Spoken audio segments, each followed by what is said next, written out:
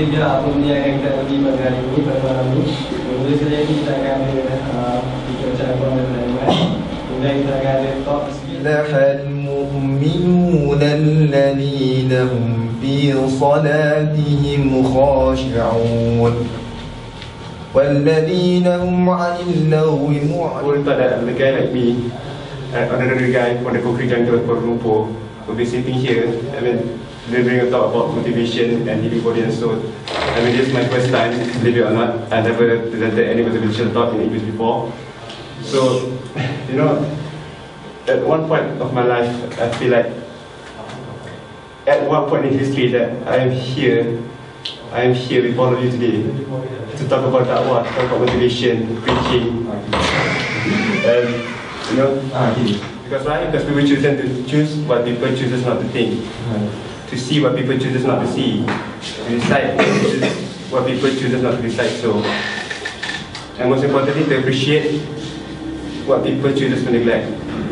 Our deen, because today we see that in our younger generation in the community, our deen has been taken away from us, and our community seems so very far from it, away from its teaching, away from its principles. So I may be nobody up in front here, but guys, I share to you this pride I have, this motivation that I have, this beauty I have in myself for being a Muslim, and to share the sadness of looking at our younger generation being away from the deen. So inshallah, if there are any flaws, any mistakes I made around my presentation, from the inside my heart, I would like to say sorry. I'm not the best of person, but nevertheless, to try to give my best and let everybody benefit from this talk today. Inshallah. Inshallah. In the Prophet's days, why do you study? I mean that, have you heard that story about a sinner who came to a pope, a sinner carrying full of sins, to express his wrongdoings? And when he confessed his sins to the Pope in reply said to the sinner, "My son, the faith is blind. My son, the faith is blind." So we ponder upon the saying that we as Muslims, we believe that this should not be the case. Because we as Muslims, we are motivated and we are given the responsibility to seek every reason, every knowledge in all the things we do. The faith is never blind, because we need to think. Think in Muslim, as being a Muslim is a kind of bullshit. As for the opposite, being close-minded and acting something without thinking and without true reasons is considered a sin. Okay, so just to trust that how important knowledge is, and let's ponder upon the first hadith what Rasulullah said to us. For those who Allah wills goodness in him, certainly Allah will grant him understanding in this deen, towards the deen. And in concordance to the first ayah revealed to the Prophet ﷺ, can everybody recite for me the ayah? Sohal, Fadhal, Mashura. Bismillahirrahmanirrahim. Iqra' bismi rabbikal ladzi khalaq. Khalaqal insana min 'alaq. Iqra' wa rabbukal akram. Alladzi 'allama bil qalam. Shukran. So the first verse revealed by Allah to the Messenger Muhammad sallallahu alaihi wasallam, Iqra' bismi rabbikal ladzi khalaq. Read in the name of your God. To stress that how Islam needs us to master every knowledge possible in this precious world that Allah has granted us. That's why time and time again we came across a verse in the Quran such as أَفَلَا تَتَفَكَّرُونَ أَفَلَا تَأْكُلُونَ بِقَوْمٍ بِأُولِي الْأَلْبَابِ. All these verses have stressed us the importance of finding knowledge.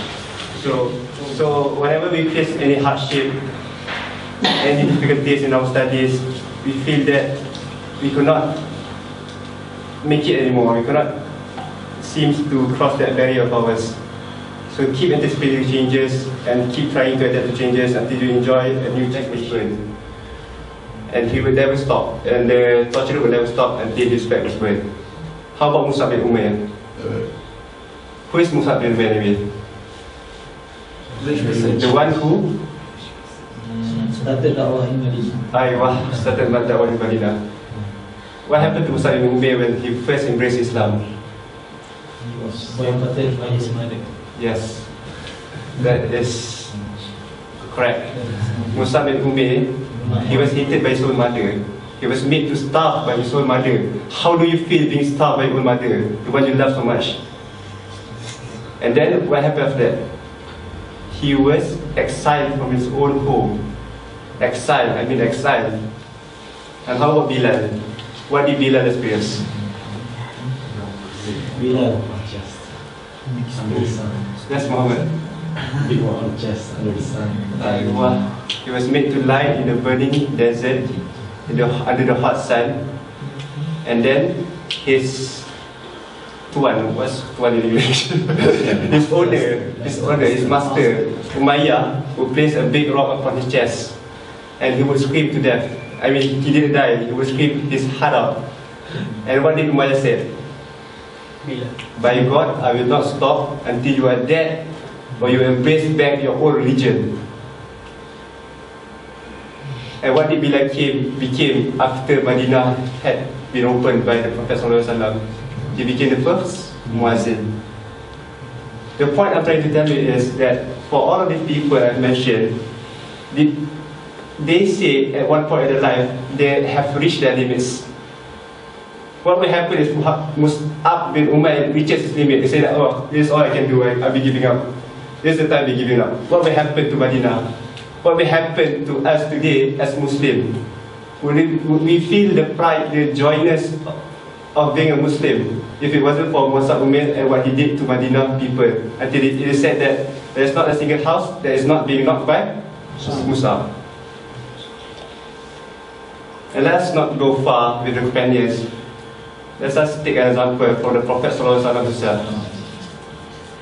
Can anybody share the story what the Prophet suffered during his calling towards the call of Islam? The story of Taif.